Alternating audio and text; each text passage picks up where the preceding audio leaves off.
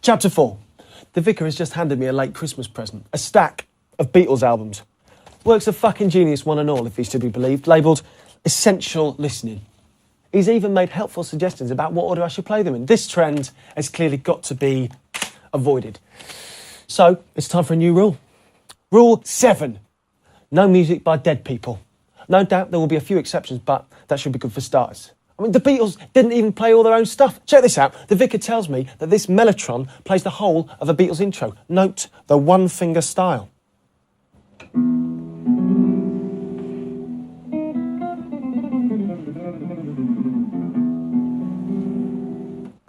So much for music gods. Anyway, back to our own little magical mystery tour. I keep hoping that I'll be able to jump forward a few days, but I must be careful not to get ahead of myself. There are a few more things that I should let you know about our first visit to West End Studios. Firstly, and most annoyingly, on his return to Studio 2, the vicar somehow managed to invite Billy G to come and have dinner with him on his boat the following evening. I know, it's absurd. I almost died of embarrassment. Picture it. A fabulously wealthy, successful singer being asked to visit him on the Betsy, which can be best described as a floating council house. How can someone that intelligent not realise that when he says, "We could meet on my boat," it tends to conjure up the image of an expensive gin palace rather than a floating flagstone?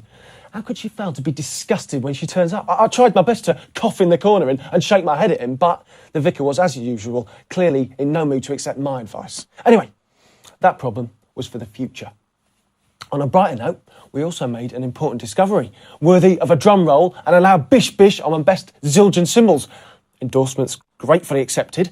The vicar, wait for it, barbecue my bollocks if I tell a lie, to the unbelievable delight and wonderment of the assembled audience, the great Victator found a hidden room in the studio. A veritable priest hole, in fact. It was next door to the machine room, a small booth shut off from the main control room by sliding glass doors, probably intended for vocal overdubs. Not much of a priest hole or hidden room, you're probably thinking, but bear with me.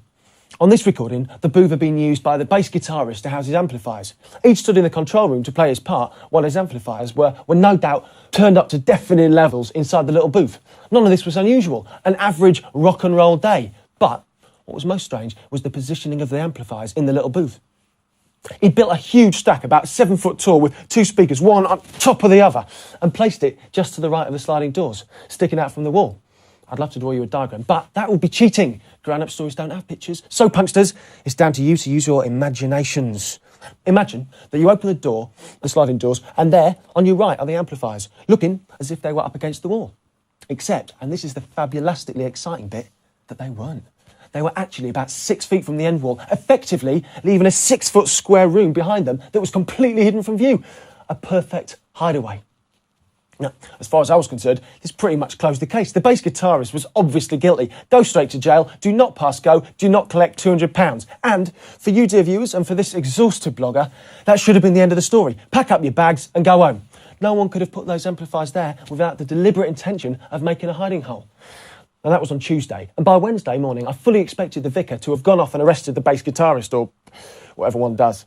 But I was to be disappointed. The vicar made absolutely no attempt to get in touch with the mystery bass guitarist. I met him, well, that's the vicar, not the bassist, early on the Wednesday morning on board the Betsy, where he was, in fact, far more interested in an email that he just received from Angela Barnett, the journalist that he'd spoken to at the Financial Times, she of the instant sex change, regarding some investment possibilities. I almost felt that it was my duty to point out to him that we were meant to be working on the case of Billy G, not checking out his investments. I didn't, of course, as I've no desire to seek employment elsewhere. I simply made the tea, remembering to put the lid back on the jar so that the essential bergamot oils don't evaporate, and kept quiet. The first indication that he had not entirely lost interest in the case was when he suddenly looked up from his computer and asked me to get Billy G on the telephone. Well, how am I meant to do that? I asked, pathetically. The vicar looked at me despairingly. You are allowed to work from your own initiative, you know. The job description did not say, must leave brain at home and have no original thoughts while at work. He paused as it became apparent that I still had no idea how to get Billy G's number. Such as telephoning the studio where she records, he added painfully slowly, as if despairing of a child that can't learn a simple task. He continued poring over his email while I spoke to the studio and eventually persuaded Ben to part with Billie G's home number. Not a mean feat, as such things are normally guarded more closely than the crown jewels or the age at which you finally managed to dispose of your unwanted virginity, as opposed to the generally and greatly enhanced fictitious versions. When I finally did manage to get to Billie G on the phone, the vicar wouldn't even speak to her. Ask her if all her royalties are paid up to date. Pardon? Ask her if all her royalties are paid up to date. He repeated in a despairing voice. There then followed a clumsy conversation with me asking her about royalties, which I knew nothing about, and her saying that it was none of my business, which clearly it wasn't. The vicar remained an amused spectator, merely repeating, Tell her I need to know if all her royalties are paid up to date. Until finally Billie G took pity on me and admitting that she was 2 periods late. We're talking accounting periods here, not menstrual cycles. But then you knew that. She explained that Breamore had taken out business loans on her behalf to cover her until they were paid. Good, said the vicar, still seemingly very distracted and tapping away on his computer. You can put the telephone down now, he added when he noticed I hadn't rung off. Blow the lovely lady a kiss. We cannot sit on the telephone all day, fine invention though it is. Nosy, nosy grindstone. I apologised to Billie G for disturbing her and rang off.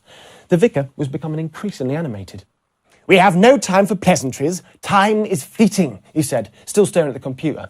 I have a plane to catch, to Edinburgh. There are 2 flights still available, one from Heathrow and one from Gatwick.